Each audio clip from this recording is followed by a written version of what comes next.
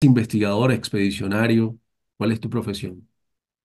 Sí, nunca me lo planteé así, ¿eh? Es como la otra vez me hicieron una entrevista a Guillermo Scotti, también me puso como investigador, y me sorprendió. Pero sí, es verdad, sería como un investigador. La realidad es que de chico me apasioné con la historia de los Andes y quise saber más.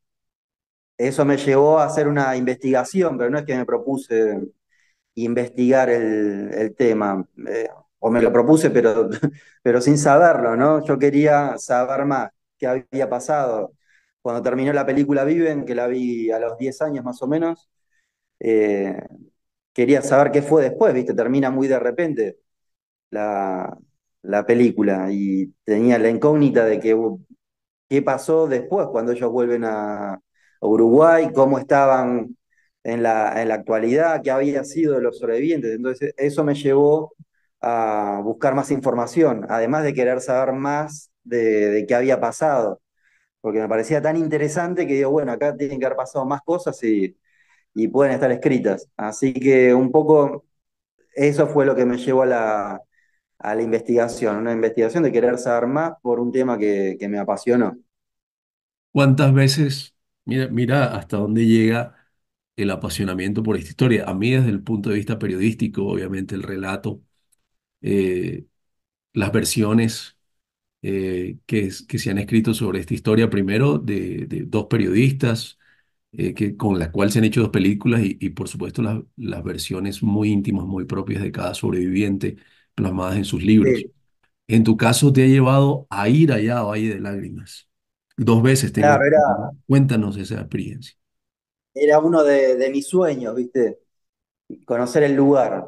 Resulta que en mi casa, eh, al tiempo de ver la película Viven y de leer el libro Viven, encuentro una revista Weekend, era esta como de turismo aventura y demás, y una revista vieja que estaba guardada en mi casa y en una nota que había ahí hablaban de que iban a los restos del avión que había caído en los Andes. Y había fotos de pedazos del avión y demás. Entonces ahí ya supe bastante temprano que se podía ir, o sea, década del 90 era esto. Yo vi la película, calculo que en el año 94, y para el año 95 ya tendría esta revista, 95, 96, y ya sabía que se podía ir al lugar. Entonces uno de mis sueños era ir al lugar.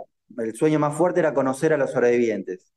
Mi sueño máximo era conocer al menos uno de los sobrevivientes. eh, y eso me tenía entusiasmado. Y después cuando supe que se podía ir al lugar, era bueno, todavía soy chico, pero cuando sea grande voy a ir al lugar. Así que con el tiempo se me dio la posibilidad. Primero conocí a algunos de los sobrevivientes, cumplí ese sueño, y después pude Cuéntanos, cumplir. cuéntanos cómo fue, a quién fue y cómo se te dio. Bueno, primero a los primeros que conocí fueron con el primero que tuve contacto fue con Roberto Canesa, que le escribí una carta, porque había salido una nota en una revista de un diario de argentino, una revista de estas que salen los domingos, junto al periódico, y ahí hacían una nota muy buena, y al número siguiente de la revista publicaban la dirección de Roberto Canesa, así que le escribí y me contestó una carta y después me empecé a escribir con la secretaria de él. Y con el tiempo eso llevó a conocernos en un estudio de televisión de Argentina. Y nada, ¿Estamos hablando de qué año? Si hablamos y de eso fue en el carta, año 90, que cuando los conocí fue en el 99, si no me equivoco. Sí, 99. Me lo confundo con el 98, pero no fue 99, que los ve en un programa de televisión muy conocido en Argentina.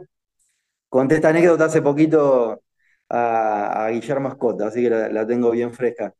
Que es un programa muy conocido, el programa de Mirta Legrand, que si lo buscan, está, de hecho tengo el video en mi canal, está el programa con los sobrevivientes de los Andes, y yo fui al estudio con mi hermano. Fue también toda otra anécdota el poder estar en el estudio, eh, porque se nos complicó bastante, ¿viste? Y no nos querían dejar pasar, y si no nos dejaban pasar me perdí el programa en vivo, porque no tenía un televisor para verlo. Pero bueno, cuestión pudimos pasar, vimos el programa en vivo y al final me pude presentar primero con Laura Zurraco, la mujer de Roberto, y ahí Laura le comentó a Roberto, mira, él es Alexis, el chico que hizo la página web de los Andes. Porque la historia es que yo, cuando me empiezo a apasionar con el tema este, hago una página web en internet. Ya para antes de conocerlos a ellos, yo ya tenía una página web en el año 98 más o menos. La empiezo a subir. No había nada en internet sobre este tema, no había nada. Había una reseña del libro, una reseña de la película, una entrevista a Nando en portugués y poco más. Y yo veía como que se podía llegar a perder la historia, ¿viste? El libro ya había quedado viejo, no se había reeditado, la película había salido, pero bueno, había quedado ahí y aparecía internet y era como que, bueno, hay libro, hay película, tiene que haber una página de internet. Internet era lo nuevo y yo podía hacer algo. A todo esto yo de conocimientos de informática y de internet era cero. No sabía absolutamente nada, ¿viste? Pero me impulsaron las ganas. Después todo se fue resolviendo en el ir haciendo, se fue aprendiendo y resolviendo, pero yo no tenía ni idea y al día de hoy pensándolo para atrás, porque ahora dentro de todo hacer una página web es fácil, porque hay editores, hay programas y demás. Antes no había, lo tenías que hacer con código, era una locura. Pero bueno, como de entrada era algo chiquito porque no sabía ni siquiera que había más gente interesada en el tema. Yo pensaba que era el único loquito, ¿no? Con el tema este de los Andes.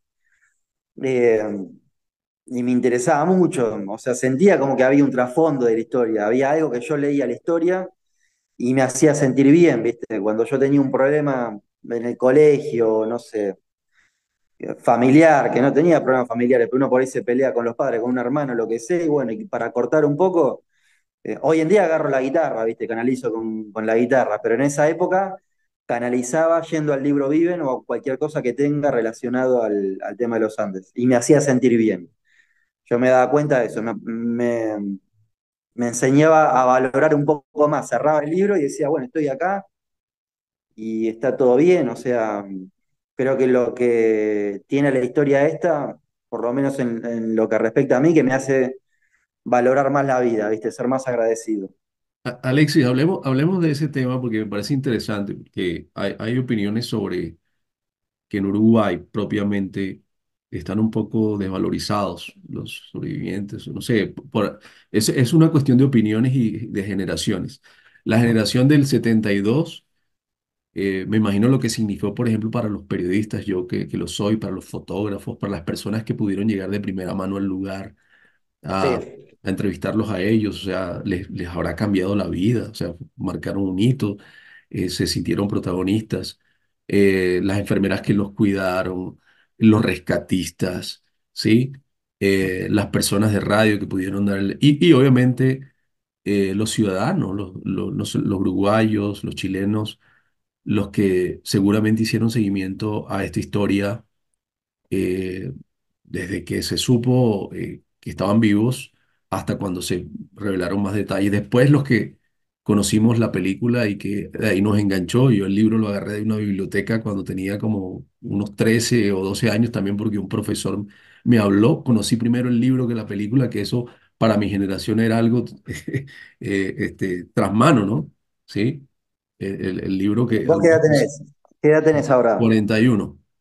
40, bueno, más o menos como yo tengo 40. Ese. Es otra de las cosas que tiene esta historia. Fíjate que esta historia a la gran mayoría nos pega, o sea, nos interesa muchísimo cuando alrededor de los 10 años, entre los 8 y 15, 16 años, es el promedio de edad de la mayoría de seguidores fervientes de esta historia, por decirlo de alguna manera, ¿no? Es Sí. una historia que pega cuando estás como en la preadolescencia. Es un dato curioso. A mí Curioso, no sí. me deja de parecer súper curioso. Y bueno, y hablando de la identidad, no sé si se dice bien rioplatense, por ejemplo, hablando de Argentina y Uruguay, que para nosotros son países que, bueno, que tienen un acento parecido, cultura parecida, la cultura futbolera y demás. ¿Qué significó? esta historia, pues, teniendo en cuenta que también los Andes nos unen a todos, de Sí, Chile a Argentina, Uruguay, a Paraguay. eh, el hecho de que un campesino haya sido la persona que lo haya rescatado. sí. Yo creo que hay una unión latinoamericana para mí. ¿Tú cómo ves el impacto de esta historia mediática, hay que decirlo, porque hay otras historias que no tuvieron la misma fuerza para la cultura latinoamericana? Y es tal cual lo decís. Si te fijas, las estadísticas del grupo Reviven, que es el grupo donde estamos los seguidores de esta historia, la gran mayoría somos de países latinoamericanos. Así que sí, es una historia que de alguna manera evidentemente nos vemos por ahí representados, ¿no? Nos sentimos más representados con esta historia quizá que con otras historias de supervivencia, que las hay. Como la de Shackleton podría ser, calculo que en Inglaterra la gente por ahí se apasiona con esa historia, no lo sé, pero esta historia es muy latinoamericana. Y como decís vos, ¿no? Pasa en los Andes nos unen la columna de Sudamérica, así que quizás sea eso, pero es la realidad. En cuanto a países, siempre los más seguidores, la gente que más sigue la historia, ahora cambió, antes era Argentina, era el país que más cantidad de gente tenía que siga la historia. Yo te lo digo en base a las estadísticas del Grupo Reviven. Hoy en día me parece genial que pasó al frente Uruguay. O sea, la mayor parte de la gente del Grupo Reviven que sigue la historia es de Uruguay. Antes no era así. Uruguay era el tercer o cuarto país. Eh, y era un poco eso, ¿viste? Como que nadie es profeta en su tierra, porque en Uruguay no lo seguían tanto. Ahora cambió. Ya antes de la película esta que salió ahora, ya había cambiado, ahora creo que va a cambiar mucho más y en el futuro, yo esto lo hablé con Coche Inciarte, uno de los sobrevivientes, poquitos días antes de que fallezca, tocamos este tema. Y yo le decía, Coche, ustedes cada vez son más valorados en su propio país. Y en el futuro, hasta ahora, bueno, por ahí en Uruguay no se les dio tanta bola, pero en el futuro ustedes van a ser próceres, van a ser los próceres de Uruguay. Yo lo siento así, ¿viste? A medida que vaya pasando el tiempo, eh, que es una opinión personal, no quiere decir otra cosa, pero yo creo que en Uruguay puntualmente va a pasar así, cada vez son más valorados. Cada vez más gente se fija y creo que va a haber un orgullo nacional. No lo sé, ¿A quizás no, pero a creo cuántos que de ellos, a cuáles has conocido personalmente y saludado? yo lo conocí a los 16. ¿Por separado Tuve- o un momento en que pudiste reunirte con varios? no, por separado, no sé, la primera vez que los conocí eran cuatro que estaban juntos. Los vi varias veces, o sea, no es que los conocí o los vi una sola vez. Eh, y si voy a Uruguay también los veo, los vi varias veces. Y con el tiempo los fui conociendo. A algunos me llevó mucho tiempo conocerlos porque no hablaban en la época que yo quise contactarlos, que por ahí era muy temprano, ¿viste? Y eran los años que no hablaban, no sé, fines de los 90 o año 2000. eh, pero con el tiempo, por ahí los que no se abrían se fueron abriendo, o el que no quería saber nada, igual me recibió en su casa, y después nos recibió con el grupo Reviven también. Eh, entonces y con mucho fue que gracias por ahí a un sobreviviente, otro sobreviviente me recibió, porque ese sobreviviente le explicaba, mirá, es Alexis, es el chico que hizo la página, va con gente que viene de Argentina, de Perú, porque han viajado conmigo gente de todos lados, hasta de Australia. Han venido para ir a la cordillera y a Uruguay, de Alemania, de Estados Unidos, de México, de Colombia, de República Dominicana, Perú, bueno, ni hablar, Chile, de muchos lados, de todos lados. Y entonces los sobrevivientes saben eso y también nos ayudaban, ya conociéndonos y demás, cómo es la onda. Eh, Así fue que también pude ir conociendo a todos y ¿Has tener ido trato dos veces al a, lugar donde cayó el avión. No, al lugar donde cayó el avión fui 8. 8 veces. Sí. De hecho, alguna vez fui con sobrevivientes. La primera vez fui con Roberto Canesa y su familia. Y yo no sabía que iba Roberto Canesa, fue una sorpresa para mí. Y fue súper interesante porque yo le comentaba a Roberto que yo de chico soñaba con conocerlos a ellos y por otro lado soñaba con conocer el Valle de las Lágrimas. Y de repente estaba yendo al Valle de las Lágrimas, es el lugar donde cayó el avión. Se llama así desde antes de que caiga el avión. Se llama así increíblemente. Eh, y de repente estaba yendo al lugar con uno de los sobrevivientes. Lo Y que, con uno de los nada, con uno de los líderes de la expedición. claro, sí, sí, con uno de los que salió caminando justamente de ahí. Y de hecho, ya antes de subir, una de las primeras cosas que me dijo Roberto fue, Alexis, ¿ves este camino por el que vamos?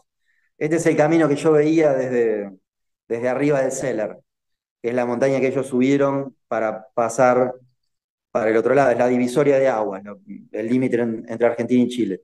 ¿Anando lo Y desde conoces? ahí, ¿Has hablado con él? ¿Anando? ¿Has hablado con él? sí, sí, me lo presentó Roberto, eso también es una anécdota muy linda. La puedo contar, por ahí resulta interesante. Que yo iba a Uruguay, esto fue en el año 2001. Iba a Uruguay a encontrarme con un norteamericano y unas chicas de Alemania, que se habían conocido a través de mi página en internet. Todavía no había Grupo Reviven, era la página web que yo la venía actualizando y la venía haciendo crecer y le había puesto un libro de visitas. Entonces en el libro de visitas la gente escribía, comentaba lo que sentía y dejaba su email. Entonces muchas personas se empezaron a comunicar. Todo por mail, no existían los grupos. A la vez yo me escribía con mucha gente, pues me escribían a mi mail, entonces todo era por intermedio de email de acá para allá y por ahí me contaba, mira, me estoy escribiendo con tal persona de tal lado, también es súper interesante, y me mandó fotocopias de un libro, ponele, me mandó fotocopias y así nos íbamos intercambiando material entre todos. Se armó como una red, pero uno a uno y por email. Y bueno, un chico de Estados Unidos, de Nueva York, me contó que había entablado amistad con una chica de Alemania y que se querían conocer y que habían puesto como punto de encuentro Montevideo. Y bueno, yo me puse recontento, porque digo, mira, cómo a través de mi página en internet se van a conocer estas personas y ya se estaban conociendo otros por otros lados. Yo ya había conocido mucha gente que venía a mi casa. Y bueno, ellos me seguían contando que en tal fecha se iban a ver y demás, y faltando una semana para la fecha del encuentro, los dos por email me dicen, mira, nos estuvimos fijando que Buenos Aires está muy cerca de Montevideo, es solamente que cruces el río, yo obviamente lo sabía y había ido a Uruguay muchas veces, eh, pero no había pensado en ir con ellos, ¿viste? Y ellos me estaban invitando a ir, me estaban diciendo, ¿por qué no venís vos también? Así te conocemos y nos ayudás con el idioma, que ellos no hablaban español, nos ayudás con el idioma y quizás nos puedas presentar a alguno de los sobrevivientes, porque para esto yo ya había conocido a varios sobrevivientes. Esto, como te digo, fue en el año 2001, después de haber ido con Roberto Canesi y la familia del Valle. Y Roberto, cuando nos despedimos en Mendoza, me había dicho que si iba a Uruguay, que le avise.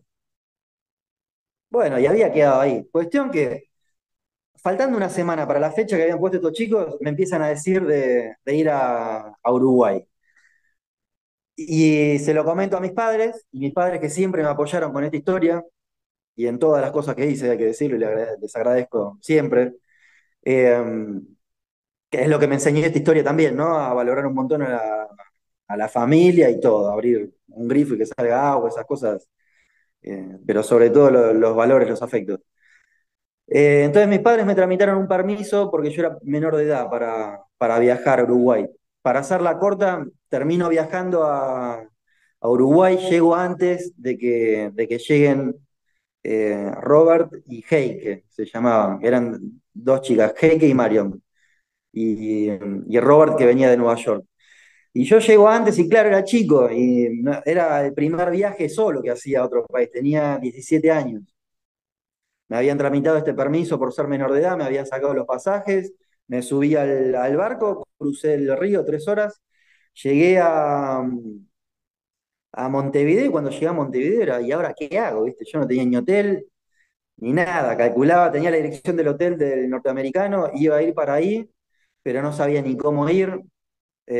Nada, fue toda una historia. El tema del cambio de plata, que no tenía ni idea. Y lo que hago es llamar a la casa de Roberto Canesa y me atiende uno de los hijos. Y le comento toda la historia. Mirá, soy Alexis, ¿qué tal Alexis? ¿Cómo te va? ¿Qué sé yo? Que hablamos un rato. Digo, mira, me vine a encontrar con un chico de Norteamérica y dos alemanes que van a parar en Carrasco, uno en un hotel y otro en otro. ¿Cómo hago para viajar a Carrasco desde Montevideo? Era lo que yo quería saber. Me dice, bueno, te tenés que tomar tal colectivo, pero venite a mi casa. Si todavía no llegaron, venite a mi casa, que acá está mi papá, y así te vemos. Y nada, me explicó cómo tomar el colectivo, me tomé el colectivo y voy a lo de Roberto. Quizá le estoy haciendo muy larga, no sé cuánto tiempo tenemos, pero vos decime. Está muy Cualquier cosa. bien, dale, dale, prosigue, está muy interesante. Todo esto, vos me preguntaste cómo lo conocía Nando, es como la introducción a cómo lo conocía a Nando. A Roberto ya lo conocía, cuestión que el hijo de Roberto me dice que vaya hasta la casa, me dice qué colectivo tomar, me voy para allá. Llego a la casa de Roberto, yo no lo podía creer, ¿viste? Iba a conocer la casa de Roberto, que para esto yo iba a Uruguay todos los años y me sacaba una foto, antes de conocerlo a él, me sacaba una foto en la puerta de la casa, porque tenía la dirección. Y yo siempre, al día de hoy, si voy a Uruguay todos los años, o cada vez que voy, me saco una foto en la puerta de la casa. O sea, desde los 13 14 años hasta la fecha tengo fotos, cantidad en la puerta de la casa de Roberto, porque es algo que hago cuando voy. Y esta vez era la primera vez que entraba y que él me recibía, ¿viste? Así que me parecía increíble. Roberto, un fenómeno. ¿Qué tal Alexis? ¿Cómo andás? Me preguntó por mi familia, me preguntó qué estaba haciendo ahí, cómo seguía con la página, le conté por qué estaba ahí, por el tema este del encuentro, y me dice, bueno, cualquier cosa después los vamos a buscar, pero vení, me dice, ¿vos comiste? No, lo primero que me preguntó es, ¿y dónde estás parando? Y le digo, no, todavía no fui al hotel, pero voy a parar con el chico de Nueva York, con Robert. Me dice, no, no, no, de ninguna manera. Vos sos un amigo nuestro y te quedás acá, si acá tenemos lugar, ¿cómo vas a irte a un hotel? Y, no, no, Roberto, por favor, le decía, no, no, yo voy al hotel, ya quedé, no quiero molestar, no, no, no, vos te quedás acá, tenemos una habitación para huéspedes, agarrate una sábana de ahí, me hospedó en su casa, literalmente me hospedó en su casa, no lo podía creer. Y de ahí me preguntó si había comido, le dije que no, y me llevó a Carrasco a la panchería, a un lugar que suelen ir los sobrevivientes y que, bueno, un lugar mítico de ahí de Carrasco, una panchería muy conocida. Así que comimos ahí y después me hizo todo un recorrido por Carrasco mostrándome los lugares emblemáticos, el colegio Christian Brothers, la capilla Estela Maris, el bar La Mascota, que de hecho en la película sale, es el bar donde ellos iban siempre. Todos los lugares, la casa radioaficionado, donde iban las familias a comunicarse con Chile a ver si había novedades durante la búsqueda. Me fue como haciendo todo un recorrido, que ese recorrido que Roberto me hizo ahí es lo que yo después empecé a hacer cuando iba con gente del grupo Revive, no de la página. Este fue el primer viaje que yo hice temático sobre el tema de los Andes y con gente que había conocido por internet. Después hice cantidad. O sea, de armar viajes en grupo y viajar para mostrarles lo mismo, porque yo sabía lo que sentían los otros. Entonces, quería que cumpla su sueño porque yo sabía lo que sentía y podía hacer el nexo. Entonces, mi fin era ese, y disfrutarlo yo mismo. Pues disfruto de nada, de ver las emociones de los demás. Así que Roberto me hizo ese circuito que me sirvió para replicarlo. Y en el medio de esa recorrida, en un momento, frena el coche en una calle y me dice, bueno, bájate. De la nada, ¿viste? Así, ¿qué onda? Me bajé del auto, se bajó él, también por suerte, caminó hasta la puerta de una casa, tocó el timbre, yo estaba ahí sin entender nada, veníamos manejando, me venía explicando todo, como te digo, frenó el auto, no te digo que en el medio de la calle, pero más o menos, ¿viste? Como que lo dejó en un lugar así, pum, bajate, se va sin decirme nada, toca el timbre y mientras estamos esperando, me dice, te voy a presentar a un gran amigo. y se abre la puerta y apareció Nando Parrado, gigante. Yo era más chico y Nando ocupaba toda la puerta, me acuerdo. Me pareció enorme, era la primera vez que lo vi en persona. Y no lo podía creer. Era Roberto Canessa presentándome a Nando Parrado. Una felicidad extrema. Yo por ahí no soy tan de emocionarme hasta las lágrimas, ¿viste? Pero era una felicidad, no lo puedo creer. Una cuestión de nada, de haber concretado un sueño y sentir eso, ¿viste? Como que estoy cumpliendo un sueño. Roberto Canés y Nando Parrado. Estamos en un sillón del living, estaban ellos abrazados y el otro yo, así, charlando. Así, bueno, así fue como lo conocí a Nando. De ahí quedamos para comer unas pizzas a la noche, así que a la noche fuimos a cenar con, con las mujeres de ellos, Laura y Veronique. Y el norteamericano, que lo fuimos a buscar al hotel. El norteamericano también, todo otra anécdota aparte, eh, cuando vamos al hotel a buscarlo, porque él venía con la intención de conocer el barrio de los sobrevivientes y si tenía la suerte por ahí de ver a alguno, ¿viste? Pero de repente él acababa de llegar al hotel, le sonó el teléfono y éramos Roberto Canessa y yo que estábamos en el lobby del hotel avisándole que estábamos abajo. Y yo le dije, Roberto, hablale vos que vos hablas inglés mucho más fluido. Y yo estoy muy nervioso. Así que lo llamó él y él después me contaba, yo estaba durmiendo, atendí el teléfono, todo dormido, medio malhumorado, y sí, ¿quién habla? Y dice, hola Robert, sí, soy Roberto Canese, estoy con Alexis Escarantino, baja que te esperamos en el lobby. Y claro, bajó con una cara medio dormido y totalmente desencajado, así como que no entendía nada, ¿viste? No, fue un viaje muy lindo. Y como este que te estoy contando, que te podría seguir contando anécdotas de ese viaje, después hicimos una cantidad de viajes, o sea, tanto Uruguay como a la cordillera de los Andes, y ya en grupo, con más gente y ya incluso más multitudinarios, parábamos todos en un hotel, alquilábamos coches y todavía se siguen haciendo.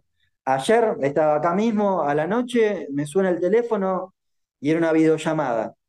Atiendo, era Noé, de Perú, una amiga por el tema de los Andes también, que la conozco desde el año, creo que desde el año 2001 más o menos, también, que tenemos amistad. Y me dice que mira, Ale, mire, estamos aquí. He armado una reunión Reviven. Estaba con 10 personas del grupo Reviven reunidas en la casa. Que muchos no se conocían, ella ya conocía a algunos, pero muchos era la primera vez que iban. Y yo ya sé lo que se siente, ¿entendés? Ya sé lo que es estar en esa reunión, ya sé que los diálogos y la emoción, es una amistad que se entabla al toque, es una conexión que se hace porque se comparten valores. Es muy interesante el nivel Mira, sociológico. lo que pienso ahora, Alexis, que tú me cuentas todo esto, es que esto nos toca a las personas que tenemos espíritu aventurero. Porque yo no sé si tú, pero yo de niño, digamos que viví ciertas cosas donde, donde me perdí, donde me embarré, donde me laceré. Mi papá era criador de caballos. Sí, También tengo una relación fuerte con lo rural, con el campo. Y nosotros, hablo de esta generación que nacimos a principios de los 80, tal vez como quisimos entrar en esa película hollywoodesca donde narraba John Malkovich y hasta la parodiaron, no sé qué, y meternos en lo que en realidad vivieron ellos. A claro. mí me emociona mucho la escena para no spoilear a las personas que están viendo esta entrevista, de la caminata y la música que ponen en ese momento cuando emprenden la caminata en esta nueva Sí, película, ¿no? Porque es una música que emociona de aventura, de expedición, de enfrentarse a lo desconocido, al peligro, a la sí, sí. muerte. Sí, sí, de salir Y a encarar a, ahí, a encarar a la vida o la encararlos. muerte. Sí, entonces me pongo a pensar en eso, ¿no? Que algo que podríamos tener en común los viejos y los nuevos que se enganchen con esta historia es ese espíritu aventurero, ¿no? Yo De, creo que sí. Sí, de sí. las personas que Sí, no les mueva eso, que serán muchas, ¿no? Porque pues hay mucha gente ahora que no le gusta salir, que no sale de su zona de confort, el celular y tal. Pero me imagino que siempre tuviste ese espíritu también de la aventura, ¿no? Y de hecho, siempre. Por eso fuiste hasta allá. Me imagino que la mayoría de las personas que siguen esta historia quieren o sueñan como yo ir allá. Por lo menos, no sé si ir hasta el lugar, porque no sé si me den los pulmones o el Sí, físico, sí, sí, sí pero lo por puedes lo hacer. menos a caballo, a conocer el lugar, recorrerlo, hablar con la gente de allá, las personas que han crecido allí. Lo tenés que hacer, tenés que venir. Yo te contacto, mira, yo estaba planeando ir en marzo ahora, la verdad que no sé si voy a ir. En este momento no lo sé. Era la idea, pero no sé si voy a ir. Pero de todas maneras, si vos querés ir ahora para este año o para otro año, me avisás y yo te contacto y la hacemos. Si podemos ir juntos, genial. ¿Cómo es Pero ese la tenés que lugar? hacer. El documental que publicaste, porque eso prácticamente es un documental, y del año pasado, ¿no? Eso es reciente, Sí, tengo entendido. Eh, Da cuenta de cómo está el lugar ecológicamente, geográficamente, las personas que todavía van, prácticamente son sí, guardianes de ese museo natural, donde hay todavía restos y salen más restos a medida que se descongela el glacial. ¿Cómo nos puedes sí. describir el lugar, cómo está ahora mismo ambientalmente, las personas que van y los objetos que todavía están allí, que obviamente ustedes los protegen para que no se los roben, pues se puede decir así, o para que se conserven en un museo o se queden allí? Sí, bueno, como está a nivel ambiental, derretido. Se está descongelando, o sea, el glaciar Lágrimas, como calculo la gran mayoría de los glaciares del planeta, se está descongelando, pero alevosamente, ¿eh? Yo sabía, eh, hacía como 15 o más, o 17 años que no iba al Valle de las Lágrimas. Y sabía porque veía la foto que estaba muy derretido, pero me espanté. Me espanté. Son hielos que estuvieron ahí desde hace millones de años, ¿viste? Millones de años y se está descongelando como un helado en verano al aire libre. Se está derritiendo alevosamente, es algo que se está hundiendo, o sea, el nivel bajó un montón y además retrocedió al final del glaciar, ¿viste? Que como los glaciares son ríos congelados, que en un momento terminan y nace un río por lo general. Eh, Y bueno, el final del glaciar retrocedió para el lado del oeste, o sea, para el lado más alto de la cordillera, retrocedió un montón y se hundió del nivel donde llega, de donde había quedado el avión, como en el suelo del glaciar en el 72. Eso hoy en día se derritió y está muchísimo más abajo. Yo en el video en un momento lo comparo que digo que es como ver una piscina llena de agua y después verla vacía, ¿viste? Con un tantito de agua nada más. Entonces se está derritiendo alevosamente. Este año nevó muchísimo, nevó, parece que hay muchos metros de nieve, pero para que recupere el glaciar tendría que nevar así durante, no sé, 50 años, porque evidentemente desde hace 50 años eso no paró de derretirse. Yo fui por primera vez en el año 2001 y por última vez fui en el 2023 en marzo y pude hacer la comparativa visualmente. Yo había bajado al glaciar a caminarlo.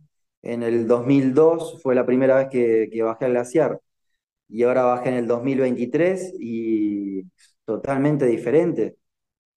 Antes lo podías bajar fácil, ahora está tan empinado y cambió tanto que lo tenés que bajar con sogas, no había hielo, hay ríos, como que hay arroyos, viste, como que ves el agua fluir ahí arriba, antes escuchabas quizá por abajo que corría el agua.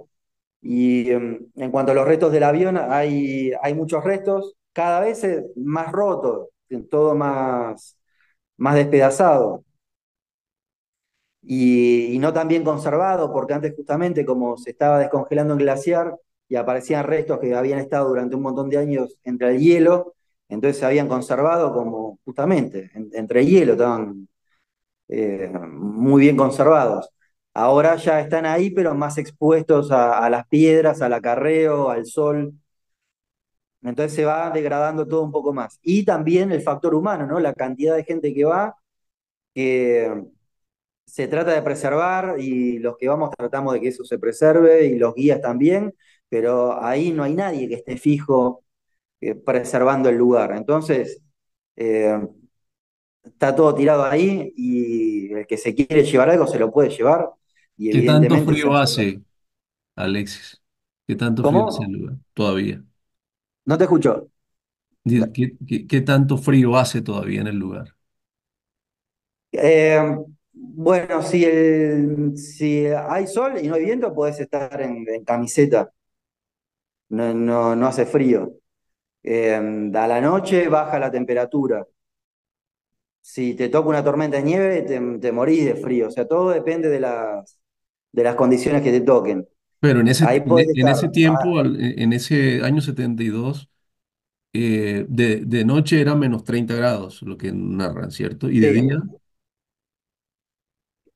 Y mira, la verdad no sé, pero no sabría decirte así con exactitud qué temperatura habría en esa octubre del 72 y demás.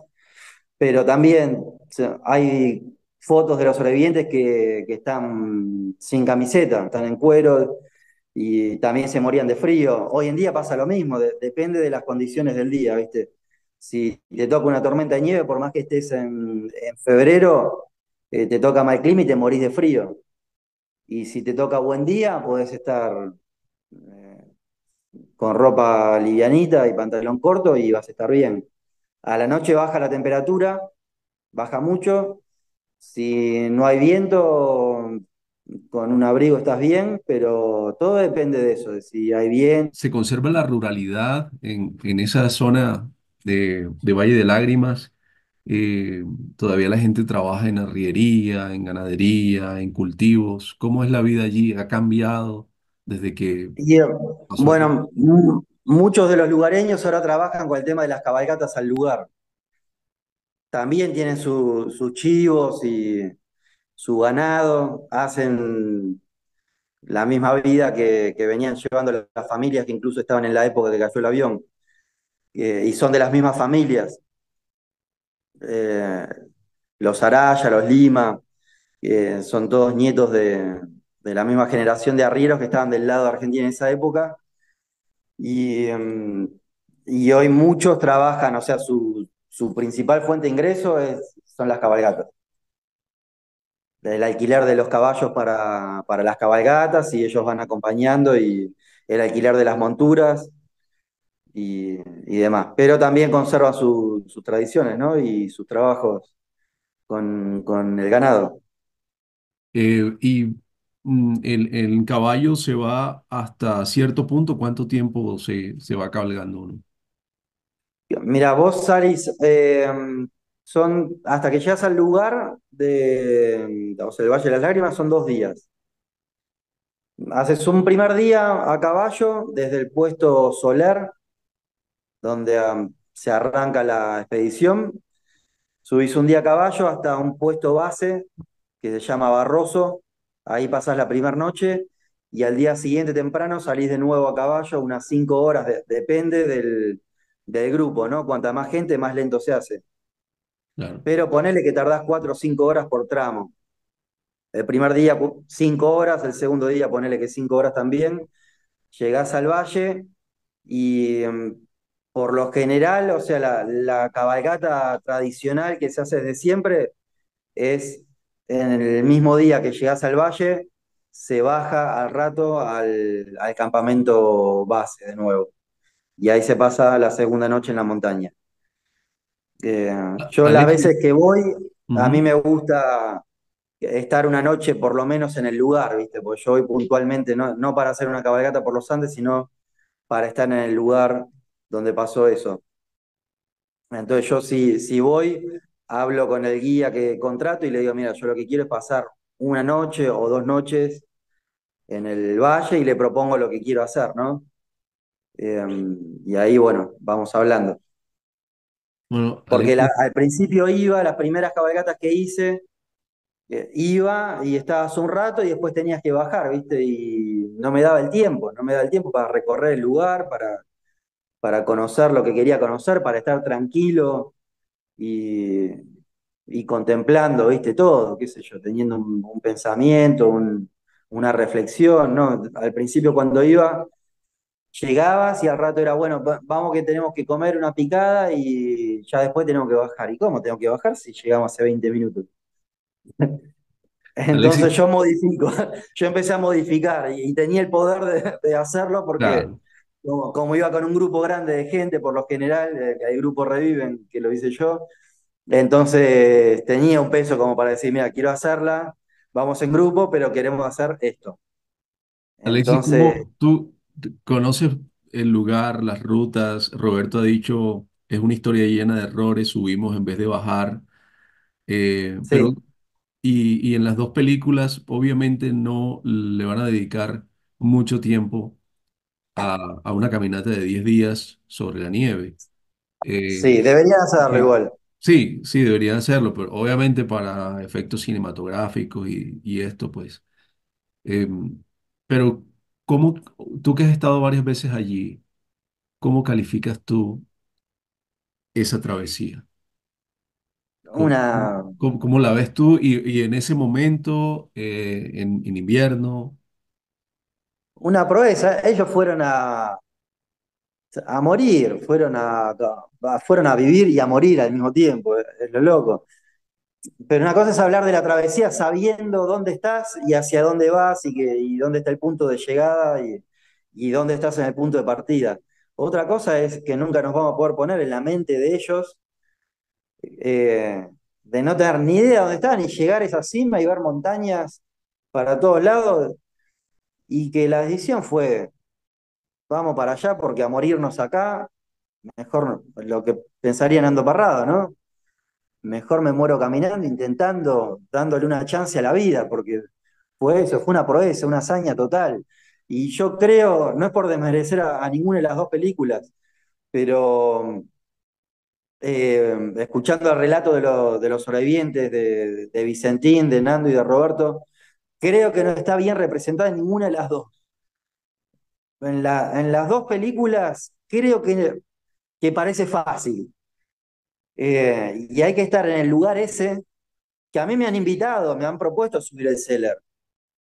Y no, yo, o sea, por un lado me gustaría, pero por otro no, porque no me voy a arriesgar, no voy a arriesgar mi vida en un lugar donde se homenaje a la vida justamente, no voy a arriesgarme, a matarme subiendo eso, eh, porque es, ¿a cuánto está el nada, es algo Seller? que, eso ¿A, encima lo subieron empinado, no tenían conocimiento, entonces lo subieron derecho, ¿viste?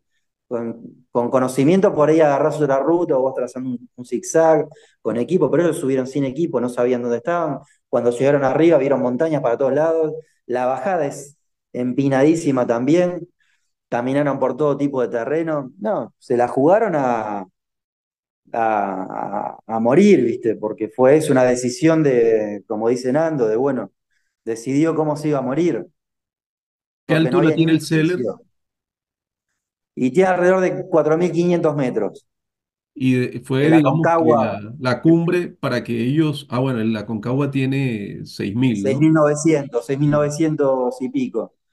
Y ellos llegaron a 4.500, alrededor de 4.500 metros. Sin Que equipo, no es una sin... montaña, no es que tuvieron que subir un pico de una montaña y subir, ¿no? Es como, el límite entre Argentina y Chile, es como el cordón ese, la parte más alta, eh, la, la divisoria de aguas. Entonces como que cruzaron la parte más alta y bajaron para el otro lado.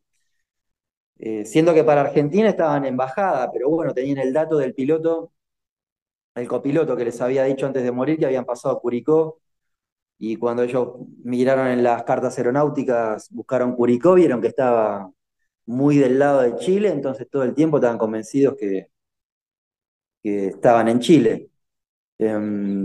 Pero bueno, así son las cosas. Una vuelta uno dijo, una persona le preguntó a uno de los sobrevivientes, como qué lástima, ¿no? ¿Cómo no agarraron para el lado de Argentina? ¿Cómo no, siendo que era más corto y en bajada, cómo no se les ocurrió bajar para allá? Y el sobreviviente respondió, bueno, eso te da la pauta que cuando tenés una convicción en la cabeza y vas tomando por ahí, aunque tomes la decisión equivocada, si trabajás con empeño, trabajás en equipo, con convicción y con decisión, podés llegar al mismo resultado. aunque la decisión no haya sido la mejor. Podés tomar una decisión que no es la mejor, pero trabajando fuerte y en equipo llegás al mismo resultado. Y a mí me pareció genial, porque tal cual, ellos no tomaron la mejor decisión, está claro. La mejor decisión hubiese sido bajar para Argentina, quizá. No sabemos qué hubiese pasado, porque por ahí bajaban para Argentina y no encontraban a nadie.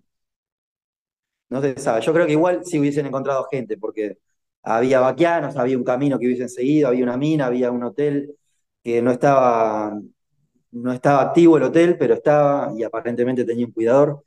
Seguramente hubiesen encontrado ayuda y hubiesen salido. ¿En Aparte, yo cuánto siempre digo, tiempo calculas que hubiesen llegado si toman hacia Argentina?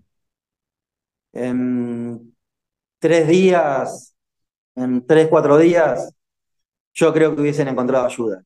No, nunca vamos a saber qué hubiese pasado, ¿no? Porque por ahí se les hubiese complicado cruzar el río Atuel, pero si estuvieron 10 días caminando para Chile, ellos en 10 días caminando para Argentina, así sea, siguiendo el río, en 10 días encontraban a alguien. Yo creo que hubiesen podido. Si pudieron para el lado de Chile, que era meterse como más adentro de la cordillera, ir en subida hasta la parte más alta y bajar, si pudieron para aquel lado, yo creo que hubiesen podido. Y eran Nando, Canés y Vicentín, ¿no? Tres monstruos que si pudieron con lo otro hubiesen podido con lo más fácil. Pues muchas veces sale el debate, en el grupo Reiden sale el debate de que hubiese pasado si iban para el otro lado.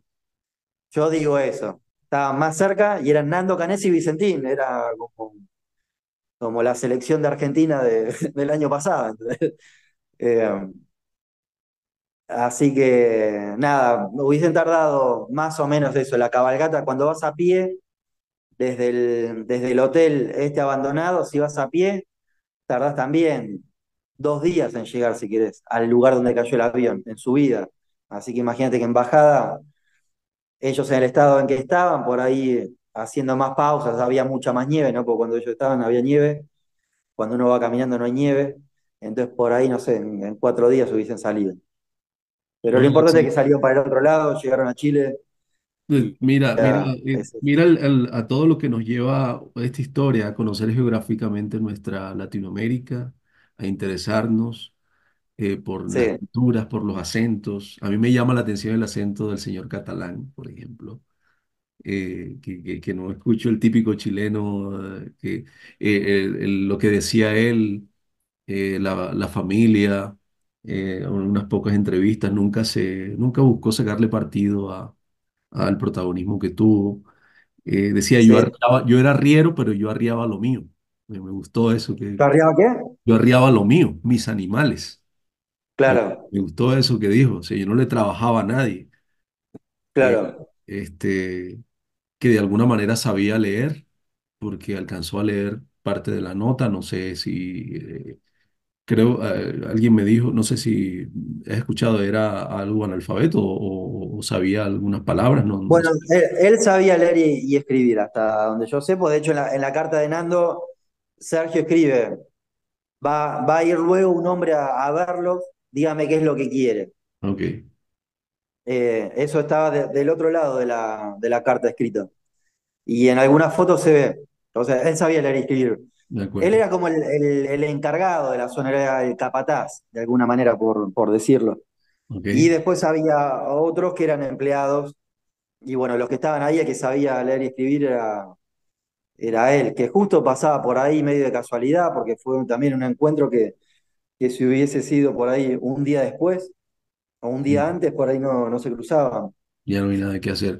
Y sí, sí, lo que te digo es que nos lleva a esa curiosidad, inclusive a la lectura, porque hay personas que de pronto no leen porque no les engancha un tema y resulta que gracias a un tema se leen 2 y 3 libros. La gente que, no sé, lee Harry Potter, yo nunca he leído Harry Potter, pero pues si se trata de Claro, crónica periodística, acá tenemos historias de supervivencia también, una muy fuerte que ha sido llevada a documental, el policía John Fran Pinchao que caminó una semana por la selva del Amazonas después de estar 8 años secuestrado por la guerrilla de la FARC, comiendo mirá, fariña, comiendo fariña, no sabía nadar y flotó en el río Baupés con un recipiente de plástico amarrado al pecho. Es una gran sí. historia de sobrevivencia y no se ha llevado al cine por cuestiones de derechos, como que él le firmó un papel, en fin, pero es una gran historia y yo le hice una nota a él. Fue Después, si declarado, podés, mandármela, pues a mí me interesan todas esas historias.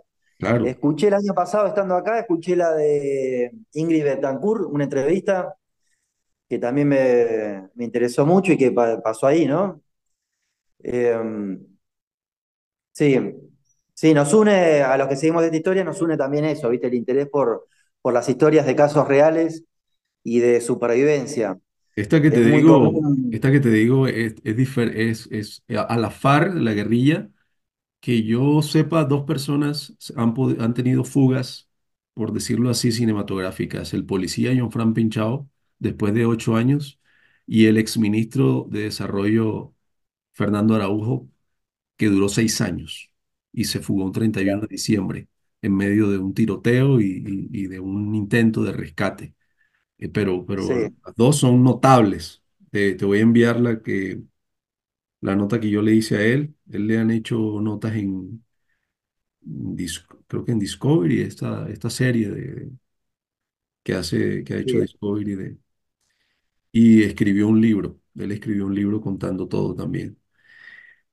Pues no, imagínate aquí, estaríamos horas hablando, Alexis. Sí, hay un Eh, montón de historias. Me acuerdo también de un libro que tengo para leer de una chica, no me acuerdo si era alemana, que también cae con un avión, que mueren todos en el avión, y ella sobrevive. Creo que pasa en Colombia también, o en Perú, no me acuerdo. Que sobrevive al accidente y mueren todos, queda una sola superviviente, tenía 17 años. Y empieza a caminar por la selva, tenía nociones básicas de supervivencia, porque el padre le había enseñado. Y también termina llegando a un río y siguiendo el río es que termina encontrando ayuda. Todavía no leí la historia, la sé muy por arriba porque todavía no la leí. Tengo el libro para leerlo. Eh, y me parece que pasa en Colombia también. Es una historia relativamente conocida. ok, ok. La buscaré también. Alex, ¿cuánto se gasta uno eh, yendo cuánto se tiene que ahorrar para ir al lugar?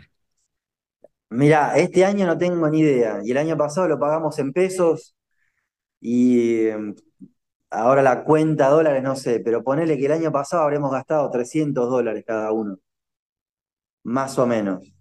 Depende también el guía con el que vaya. Nosotros vamos con un guía que es amigo y nos hace ahí un descuento. Ok, Eh, pero calculale ahí, no sé. ujú, Me tienen que contestar todavía cuánto van a cobrar este año. ok. Eh, Pero, por pero el ejemplo, año pasado salió alrededor de $300 para que te des una idea. Siempre está más o menos por ahí, por los 300, 400. Eh, ok, Depende la cantidad de días que vayas y depende las noches que te hospedas en un hotel también. A ujú, mí me gusta ir y parar cuando llego a la hostería, parar una noche en la hostería y después hacer una noche en el campamento Barroso, 2 noches en el glaciar Lágrimas, a la bajada hacer otra noche en el Barroso y después bajando de nuevo a la hostería hacer otra noche en la hostería. Y si, o sea, con todo incluido eso, si eso sale $300, para mí está muy bien el precio. bueno, para empezar, una visita a Montevideo y hacer un tour por los lugares que recorriste con Roberto en aquel año, pues estaría bien, ¿no? Para empezar. Eso sí, sí, yo te puedo contactar con amigos del Grupo Reviven que te llevan a recorrer y te van a enseñar y mostrar los lugares y vas a ir al museo y estás en contacto con gente que sabe mucho y te va a recibir muy bien. Eso es lo bueno del Grupo Reviven. Vayas a donde vayas, encontrar gente. Yo sé que si quiere ir a Chile, tengo amigos en Chile que así no los conozca, cuando los conozca van a ser amigos, ¿entendés? Y además tengo amigos, sé que voy y tengo amigos. Si voy a Perú, tengo un montón de amigos y tengo juntada de Grupo Reviven. Si voy a España, tanto sea Madrid, Barcelona, hay Grupo Reviven y gente con la que te sentís conectado de toda la vida, por más de que nunca los hayas visto. Eso es muy lindo, ¿viste? Entonces, es eso, te invito a que si vas a Uruguay me avises, si yo puedo ir, voy también y nos conocemos de allá y recorremos juntos, y si no puedo ir, porque a veces, nada, yo no suelo estar en Buenos Aires, soy de Buenos Aires, pero vivo 6, 7 meses en España y al resto del año en Argentina, pero en el lugar donde estoy ahora, que es Sierra de la Ventana. Está a 8 horas de Buenos Aires, es un lugar donde hay montañas, justamente, mira, esa que está allá al fondo, el cerro que se ve allá es el cerro más alto de la provincia de Buenos Aires. Elegí para vivir un lugar que tiene montañas, no sé si el tema de los Andes tendrá algo que ver, Claro, pero bueno, acá claro que estoy. sí. Eh, Pero te invito a eso, si vas a Uruguay, a Montevideo, avísame y si no estoy yo para ir, te contacto con amigos de allá para que te hagan recorrer. Incluso puedo ver de coordinar para que conozcas a alguno de los sobrevivientes si hay posibilidad. sí, por ahí voy a destinar, ponle un presupuesto de unos $250 para, Claro, para ir por lo menos a Montevideo a conocer, de pronto también, y ir al vas unos días, sí. al Sí, sí, te centenario. pagás el avión y con eso por ahí Sí, que te manejás. sí, eh, Sí, cuando fui la última vez, habré ido. Está bien que paré en casa de amigos, no tuve que pagar hospedaje, pero gasté muy poco. Creo que gasté muy poco. Al ir a casa de amigos, ¿viste? Y no pagar hotel, después los gastos son la comida y después hasta te podés mover en transporte público o depende si estás con alguien que tiene coche, van a ir contentos en coche paseando para todos lados. Eso te garantizo que te pongo en contacto con alguien que te va a hacer recorrer. Tengo amigos que van a estar felices de pasearte por ahí. De hecho, hace días fue una chica de Brasil y estuvo recorriendo con chicas de ahí, amigas mías que yo conozco, pero que ella no. Publicó en el grupo, estoy yendo a Montevideo en tal fecha y quisiera conocer el museo. Ay, bueno, yo te acompaño y podemos ir a tal lado. Y otro también le dijo, yo también quiero ir y yo también. De repente un montón de gente le empezó a decir que también quiero estar y se armó una juntada ahí. Ayer, como te digo, se armó en Perú, eran 11 personas. 10 que habían ido a la casa de una amiga mía que conozco por la página web y en Uruguay se da lo mismo. Y ahora para marzo ya hay un par de grupos armados, de de cabalgatas que... Colombia, si sabes ¿Eh? alguien de Colombia, te De recomiendo. Colombia hay gente, sí, sí. Estuve hablando con Carlos Mello, con él estuvimos en el Valle de las Lágrimas en el 2004 y encontramos, él más bien encontró una bandeja que era de Álvaro Mangino, que aparece en la película La Sociedad de la Nieve, la bandeja de Álvaro, y bajamos juntos al glaciar y él encontró esta bandeja. Así que cuando vi que aparecía la bandeja en la película, le mandé un mensaje, le dije, Carlos, no te quieres spoilear la película, pero aparece la bandeja que Yo la vi, encontraste en el Valle de las Lágrimas. yo la vi, yo la Y vi. justo estaba Álvaro Mangino con nosotros esa vez en el 2004 en esa cabalgata. Así que le llevó la bandeja y resulta que sí, Álvaro la reconoció, sí, esto lo escribí yo, y era de cuando habían estado en el Valle. Hay gente de Colombia.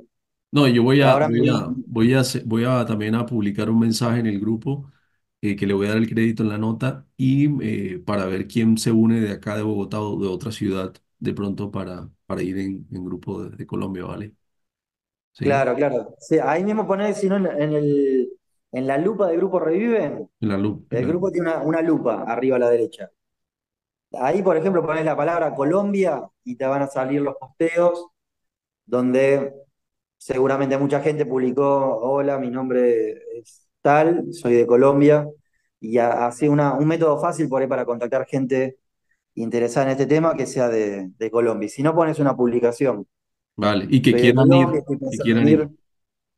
claro, quien quiera venir a Uruguay o al Valle de las Lágrimas para armar.